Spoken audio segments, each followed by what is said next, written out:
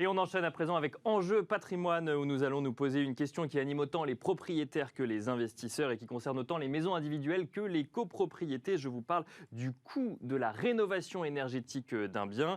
La question anime alors que les mauvaises notes sur un DPE constituent un argument de négociation lors de l'achat d'un appartement ou d'une maison et que les passoires énergétiques ou passoires thermiques vont progressivement être interdites à la location. Combien coûte la rénovation énergétique d'un bien? Les coûts sont-ils très différents pour atteindre la lettre D ou la lettre A? Après, évidemment, tout dépend de là où on part. Nous en parlons avec Audrey Zermati, directrice stratégie de EFI. Bonjour Audrey Zermati. Bonjour. Bienvenue sur ce plateau. Et on en parle également avec Tanguy Dupont, qui est en duplex avec nous, directeur des solutions Helio pour l'habitat collectif. Bonjour Tanguy également. Bonjour Nicolas. Merci d'être avec nous. Alors on va commencer en plateau avec vous, Audrey Zermati. Il y a un certain nombre d'outils qui sont aujourd'hui mis à la disposition des particuliers. Alors un DPE qui a été revu, un nouveau mode de calcul qui prend en compte maintenant la façon dont on se chauffe, ou en tout cas l'énergie qu'on utilise au sein de son bien. Il y a un audit énergétique qui va arriver, qui a été un peu repoussé, mais qui va arriver également. Autant d'informations finalement que le particulier est invité à scruter de près, autant d'informations sur... Je lisais à droite à gauche que finalement le DPE pointait les problèmes et l'audit énergétique allait pointer les solutions, mais donc autant d'informations qu'on est invité à scruter. Comment est-ce que vous voyez ces initiatives? Est-ce que d'un côté c'est bien parce que ça apporte plus de clarté et plus d'informations à celui qui va ou celle qui va habiter le bien, ou à l'inverse, est-ce que du coup on voit des règles du jeu changer et on a du mal à comprendre si ce qu'on faisait il y a quelques années est toujours d'actualité aujourd'hui? Alors, peut-être rappeler un petit peu ce qui s'est passé dans les derniers mois. Vous avez raison, il y a eu beaucoup de changements. Le diagnostic de performance énergétique, il faut savoir, ça fait 10 ans qu'il existe. Bien sûr. Donc, en fait, c'est quelque chose que les Français connaissent quand ils louent ou qu'ils achètent un bien. Pour autant, ce DPE, par rapport à tous les autres diagnostics que vous faites quand vous achetez un bien, le diagnostic amiante, plomb, il n'était pas opposable. C'est-à-dire qu'il n'avait qu'une valeur indicative. Depuis le 1er juillet, il est opposable et il a été fiabilisé avec une nouvelle méthodologie. Avant, on pouvait avoir des DPE qui étaient des DPE vierges parce qu'ils étaient basés sur une facture d'énergie qui n'avait pas été transmise. Là, on va être vraiment sur des DPE qui tiennent en compte les caractéristiques du logement, donc les rénovations qui ont pu avoir été faites, etc. Donc, il est fiabilisé. Ils tiennent en compte effectivement de l'énergie de chauffage également. Donc, finalement, c'est un DPE aussi climatique qui va rentrer en compte. Et donc, c'est vrai qu'il a aussi été amélioré en termes de lisibilité, puisqu'on va avoir les dépenses théoriques sur les annonces immobilières, avec le DPE, les dépenses théoriques du ménage lorsqu'il va acheter le bien. Donc savoir à combien sa facture va s'élever dans tel ou tel bien, c'est quelque chose qui est essentiel pour les ménages qui veulent acheter ou louer un bien. Et alors sur le DPE, on va avoir une lettre qui va nous être donnée entre A et G. Et si jamais on a le malheur d'avoir un bien qui est classé G, F ou E, on va progressivement voir ce bien non seulement interdit à la location, mais en plus le locataire va pouvoir se retourner vers le propriétaire et dire maintenant vous êtes obligé de faire des travaux de rénovation qui peuvent coûter cher, et c'est justement le sujet de cette émission. En fait, on a l'impression, quand on regarde ce DPE et cet audit énergétique, on sait qu'il y a des travaux, on sait qu'il y a un coût à venir, mais on a du mal à comprendre concrètement à quoi on doit s'attendre en tant que particulier quand on doit s'atteler au sujet. On a un DPE qui dit vous avez 35% qui part de 35% en fait de déperdition qui part par les murs, 25% par les fenêtres. On a un audit énergétique qui va arriver en nous disant il faut peut-être installer ceci ou cela, mais on a du mal à comprendre combien ça va nous coûter et par quoi il faut commencer. Alors qu'est-ce qu'on peut donner comme réponse aux personnes individuelles? Alors peut-être rappeler que ça va être effectivement, comme vous l'avez dit, progressif. D'abord, ça va concerner vraiment les passoires, les F et les G.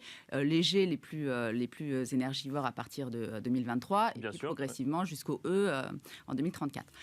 Mais c'est vrai que, pour le coup, c'est une masse d'informations qu'il va falloir digérer. Il y a des rénovations qui peuvent être très simples, qui peuvent permettre déjà d'avoir des très forts gains énergétiques. Le premier conseil qu'il faut donner, c'est déjà d'isoler ses combles. Je vais vous donner un exemple. C'est un peu comme quand vous faites chauffer de l'eau. Pour pouvoir garder l'eau chaude, vous mettez un couvercle sur la casserole.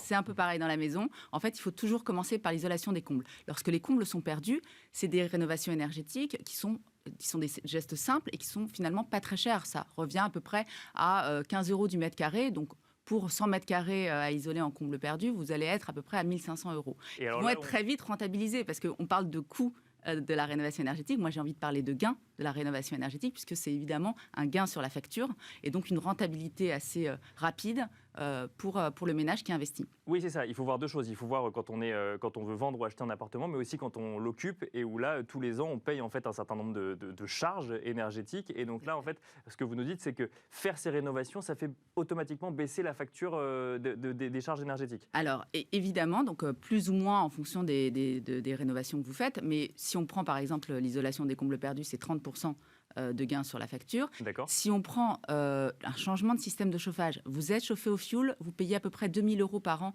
de facture de chauffage.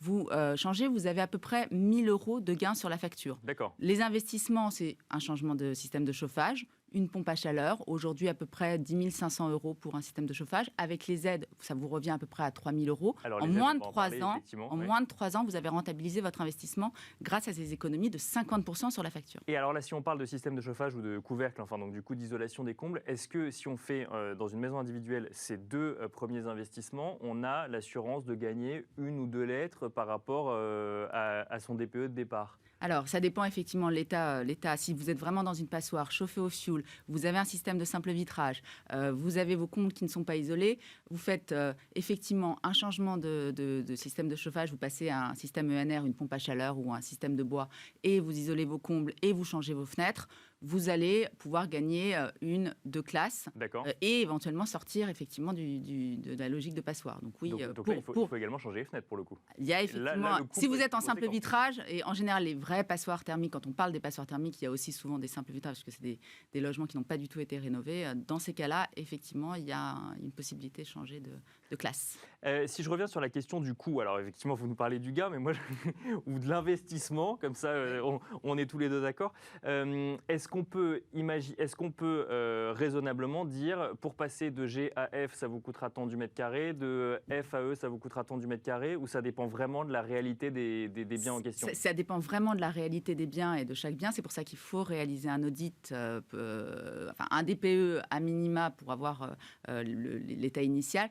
Un audit permet d'aller un peu plus loin parce que ça permet effectivement de voir jusqu'où on peut aller, la dynamique, jusqu'où on peut aller. Mais il ne faut pas envisager un one-shot. On peut se dire qu'on passe d'abord de F à G et puis on progresse comme ça dans le temps. Donc c'est ça qu'il faut absolument dire aux gens. C'est-à-dire que ce n'est pas forcément tout d'un coup 30 à 40 000 € de travaux. Pendant 6 mois, on a des travaux chez soi. Oui, c'est vrai qu'on ne parle pas du moment où on a les travaux chez soi. C'est vraiment une logique qui peut être progressive. Et quand vous faites une isolation des combles perdus, c'est une durée d'à peu près de 2 heures chez vous. Un changement de système de chauffage, c'est une demi-journée. Donc déjà, sur ces gestes-là, et après, vous pouvez faire l'isolation par l'extérieur. Là, on va être plutôt sur 15-20 jours de travaux. Donc voilà, il faut envisager les travaux de rénovation énergétique comme en fait s'occuper de son bien. On s'occupe bien de sa voiture, on a des contrôles techniques. Et ben son bien, c'est un peu pareil. Son logement, il faut pouvoir s'en occuper et faire les rénovations pour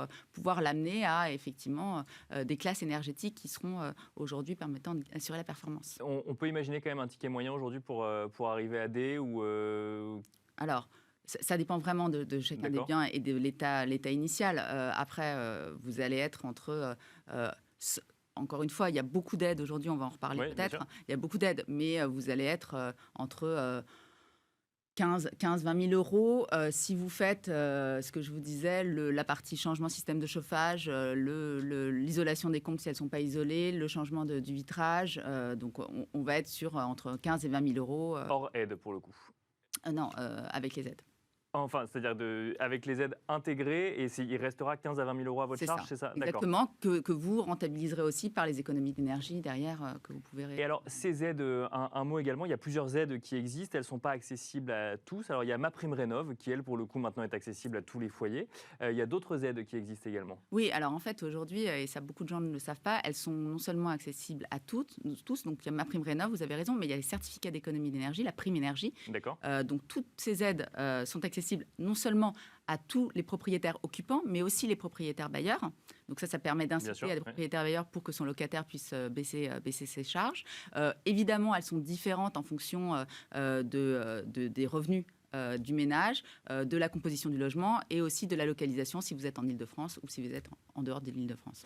Alors, on va retrouver à présent Tanguy Dupont qui est en duplex avec nous. On va évoquer avec vous le sujet des copropriétés, hein, puisque chez Elio, vous faites maison individuelle, mais aussi copropriété. Quand on parle de copropriété, Tanguy Dupont, on a l'impression que tout de suite, ça va être plus complexe, parce que ce que vous nous avez expliqué, Audrey Zermati, à partir du moment où on est propriétaire de son bien, bon, bah, on décide de le faire ou on décide de ne pas le faire. Quand on est propriétaire d'un appartement, mais dans un immeuble où il y a entre 15 et 30 appartements, tout de suite, on peut imaginer que c'est un peu plus complexe. Quels sont les freins que vous rencontrez, vous, aujourd'hui, à la rénovation énergétique d'immeubles, pour le coup? Ouais, alors effectivement, c'est un peu plus complexe. Il y a les travaux individuels dont parlait Audrey, qui effectivement concernent les maisons individuelles et qui vont être de l'isolation de compte, de la pompe à chaleur. Il y a effectivement les travaux qu'on peut faire dans son appartement à titre individuel aussi, quand on est dans une copropriété.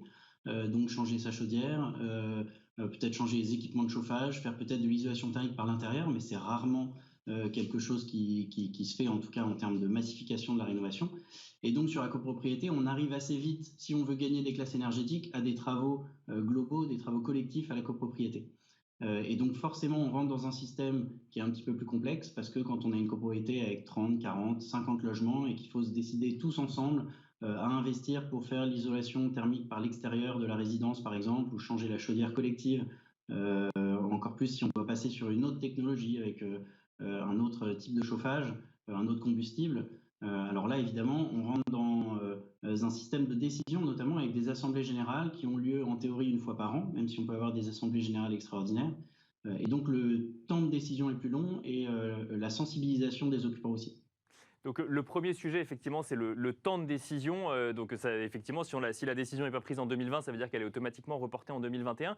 Il y a une question qu'on peut se poser aussi, c'est qu'on fait la différence entre un investisseur locatif, un propriétaire bailleur ou un propriétaire occupant. Est-ce que là, il y a une divergence d'intérêt au sein même d'un immeuble quand il s'agit de penser à la rénovation énergétique? Ouais, c'est une autre complexité, c'est que toutes les personnes ne sont pas autant partie prenante dans la résidence, notamment parce qu'il peut y avoir des propriétaires bailleurs, effectivement, qui ne vivent pas sur site, qui ont des locataires et qui n'ont pas forcément les mêmes enjeux en termes d'investissement qu'un propriétaire occupant, pour qui on va aussi parler de confort. Voilà. Donc forcément, ça crée des divergences. Alors c'est des divergences qui s'atténuent un petit peu. On peut considérer en moyenne que historiquement les propriétaires bailleurs étaient moins informés de ce qui se passait dans la copropriété, venaient probablement moins aux assemblées générales. Ce qu'il faut se dire aussi, c'est qu'une assemblée générale, quand on doit voter des travaux de cette taille-là, il faut une majorité absolue, c'est-à-dire de tous les tantièmes de la copropriété. Donc D'accord. s'il y a déjà seulement 50% des gens qui viennent à l'assemblée générale, c'est tout simplement impossible, enfin présent ou représenté, hein, parce on peut donner sa voix, mais si on n'a que 50%, c'est déjà impossible de faire voter ce type de travaux. Donc ça complique un petit peu la donne. Mais alors, ça la Ces complique même énormément, propriétaires, Tanguy Dupont, parce que ne serait-ce que pour le vote d'un ascenseur ou d'une rénovation des parties communes, déjà, on a l'impression que tout le monde ne se déplace pas. Alors là, pour des travaux encore plus conséquents, comment est-ce qu'on fait pour motiver les gens à s'intéresser au sujet? alors tout l'enjeu, c'est justement de les motiver. Alors une première motivation, c'est ces interdictions de location, puisque les propriétaires bailleurs vont tomber sous le coup dans des copropriétés où les logements sont classés G, F ou E, vont tomber sous le coup de rénovation énergétique obligatoire s'ils veulent que leur investissement perdure, puisqu'ils pourront, s'ils ne peuvent plus louer, forcément ça change un peu la donne pour eux. Donc ils s'investissent plus dans les prises de décision et ils cherchent des solutions pour améliorer l'étiquette énergétique du logement. Donc forcément, on voit de plus en plus de copropriétaires qui s'investissent, qui s'intéressent. Et chez Elio, le but, c'est de les accompagner au début avec cette prise de décision, de leur mettre aussi en face des yeux, si je peux m'exprimer ainsi, les aides qui existent, les coûts qui existent, et puis comment est-ce qu'on monte le projet. C'est vraiment un travail d'assistant à maîtrise d'ouvrage et qui leur permet notamment, ce travail d'assistant à maîtrise d'ouvrage, d'obtenir les aides comme MaPrimeRénov' copropriété, qui est une aide MaPrimeRénov' spécifique à la copropriété, et évidemment les certificats d'économie d'énergie. Tanguy Dupont, une question qu'on peut se poser quand on est propriétaire d'un appartement, donc dans une copropriété, c'est que on a d'un côté ce qu'il faut faire chez soi et de l'autre ce qu'il faut faire au niveau de la copropriété. Est-ce que du coup, on n'a pas des coûts qui s'additionnent et on n'est pas perdant sur les deux tableaux? Alors on a des coûts qui s'additionnent, mais ça revient un petit peu au même que dans une maison individuelle, c'est-à-dire que l'isolation thermique par l'extérieur va passer dans ce qui est en collectif, et puis ce qu'on peut faire chez soi va passer dans ce qu'on fait chez soi et à des aides individuelles. Si on change sa chaudière individuelle, on a droit à des aides et on a notre coût individuel. Voilà, donc ça va s'additionner en termes de projet. Il va falloir gérer peut-être les deux de front. Ce qu'on voit quand même, c'est que ce qu'on arrive à faire dans un appartement à titre individuel va peut-être faire gagner une classe énergétique, 2 classes énergétiques, parfois 3 quand on a de la chance et qu'on est en chauffage individuel notamment. On ne va pas aller beaucoup plus loin que ça. L'objectif du gouvernement, c'est quand même d'emmener tous les logements en bâtiment basse consommation en 2050. Ce qui a été estimé dans le rapport Sichel, c'est un coût moyen pour une maison individuelle de 46 000 euros, ça c'est sans les aides, et pour un appartement de 25 000 euros. Alors il n'y a pas forcément besoin de faire des projets aussi ambitieux d'un seul coup, hein. On peut imaginer déjà pour être dans les clous d'une rénovation globale, aller chercher 35% de gains énergétiques. Et en appartement, ce qu'on voit, c'est qu'on est sur des montants entre 15 et 20 000 euros, avec des aides qui vont s'ajouter, qui vont aller financer 30 à 40% du montant des travaux. Merci beaucoup Tanguy Dupont. Donc on comprend effectivement qu'il faut faire les deux si on veut faire les choses bien. On ne peut pas faire que chez soi ou que la copropriété. Il faut effectivement regarder les deux. Merci Tanguy Dupont. Je rappelle que vous êtes directeur des solutions Helio pour l'habitat collectif. Merci également Audrey Zermati, directrice stratégie de FI, d'être venue partager votre expertise en plateau. Voilà donc encore une émission sur l'impact de cette loi climat et de ces normes énergétiques qui changent sur votre habitat, que vous soyez propriétaire bailleur ou propriétaire occupant ou même locataire, puisque maintenant vous avez la possibilité de vous opposer, vous allez avoir la possibilité de vous opposer à votre propriétaire sur le sujet. On retraitera de ce sujet dans cette émission. En attendant, je vous souhaite une très bonne journée et je vous dis à demain, même heure, pour un nouveau numéro de Smart Patrimoine.